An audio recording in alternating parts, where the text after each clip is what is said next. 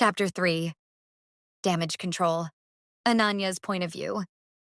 The press room smells like polished wood, ambition, and impatience.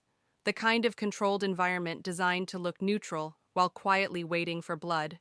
And I am acutely aware that every journalist seated behind those sleek black tables arrived this morning hoping to witness a crack in Varma Group's armor.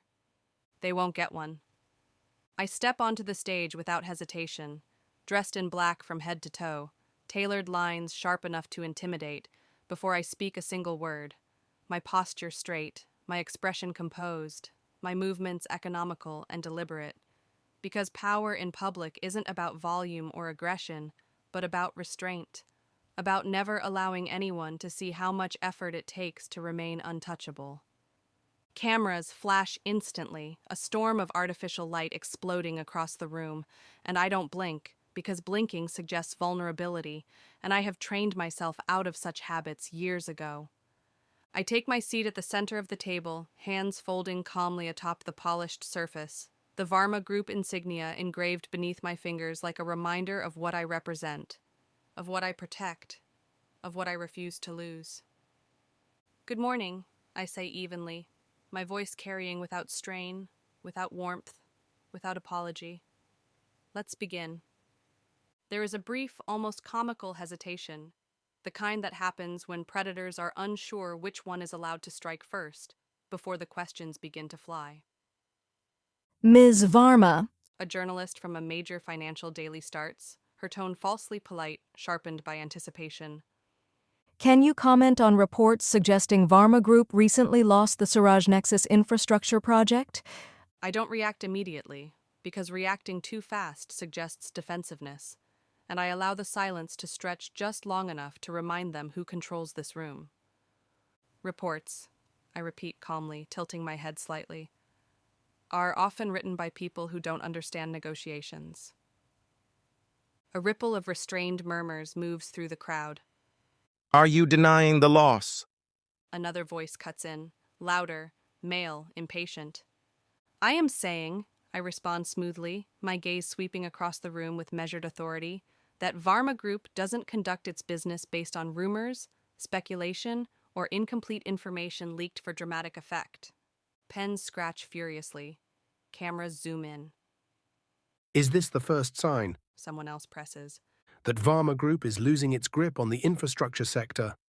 I smile then, slowly, precisely, the kind of smile that doesn't invite comfort or reassurance, but calculation. Losing its grip? I echo. Varma Group operates across 14 sectors, 3 continents, and multiple long-term government partnerships. One project doesn't define dominance. Consistency does. Yet Siraj Nexus was positioned as a flagship deal. Another journalist insists. Some analysts are calling this a strategic failure. I lean back slightly, crossing one leg over the other with controlled elegance, because body language is a language of its own, and I speak it fluently. Analysts, I say calmly, have been predicting the fall of Varma Group since the day I became CEO. They have been wrong every time. The room stills. Is it true A voice from the back asks. that the project was intercepted without a bidding war? I don't answer that question directly, because I never answer questions that are designed to corner me. What is true, I reply, my tone sharpening just enough to be felt, is that Varma Group remains the most profitable private conglomerate in India, and we don't measure our success by isolated events, but by long-term control of the market. The word control lands exactly where I intend it to. Another journalist leans forward. Are you suggesting there was misconduct involved? I meet his gaze without blinking. I am suggesting that speculation without verified facts is irresponsible. There it is, the unspoken warning. The questions continue circling, probing, searching for weakness, for frustration, for anger, but I give them none, redirecting each attempt with precision, reframing narratives, dismantling implications without ever raising my voice, because the most effective power move is making people realize they can't touch you no matter how hard they try. After 40 minutes, the conference ends not with a scandal, but with exhaustion, and I stand, offering a final nod before leaving the stage, aware that the cameras continue to follow me even as I turn my back, because control must be maintained even when you are walking away. Behind closed doors, the boardroom atmosphere shifts instantly. The moment the press is gone, voices rise, tension thickens, and I take my seat at the head of the table, my presence alone enough to silence the room, because discipline is enforced not through shouting but expectation. A senior board member clears his throat, his confidence artificial, rehearsed. Ananya, He begins, using my first name as if familiarity might protect him. perhaps this is the right moment to consider a strategic collaboration. I lift my gaze slowly, deliberately. A collaboration, I repeat.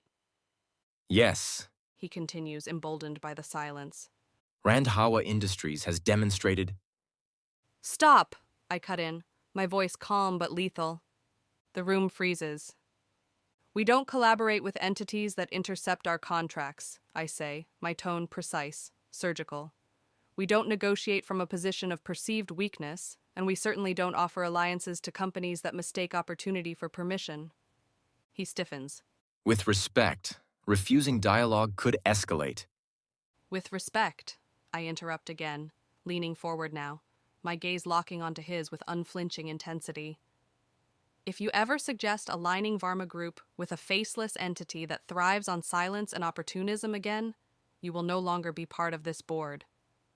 His throat moves as he swallows, and I know he understands that this isn't a warning, it's a countdown.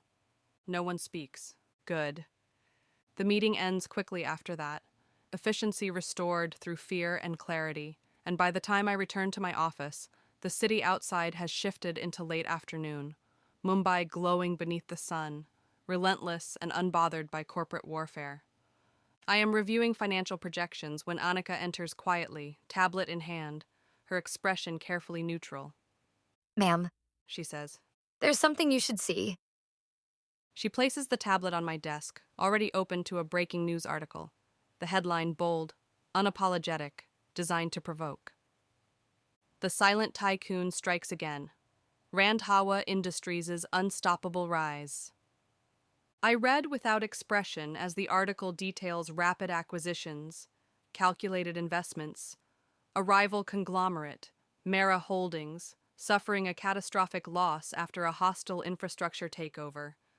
Analysts baffled by the speed and precision of the move, entire markets shifting overnight. There are no interviews, no statements, no face attached to the empire, only results that speak louder than any public appearance ever could. The article speculates, theorizes, invents myths where facts are missing, calling him a shadow, a strategist, a machine, a man who doesn't lose because he doesn't announce his intentions until it's too late. I finish reading and lean back slowly, folding my hands once more, my reflection faintly visible in the glass beyond my desk. So this is how he moves. Not loudly, not recklessly, but efficiently. A slow smile touches my lips, sharp and controlled, not born of amusement, but recognition, because offense and intrigue often wear the same face. I look back at the headline. Finally, someone bold enough to believe he can rewrite the rules of my territory. To be continued. Author's note. He Angels. Chapter 3 is all about control, reputation, and pressure. This is Ananya in public, unshaken, untouchable, and strategic, even when the world is watching her closely. Let me know your thoughts, theories, and favorite moments in the comments, and don't forget to vote if you're enjoying the story so far. Thank you endlessly for being here.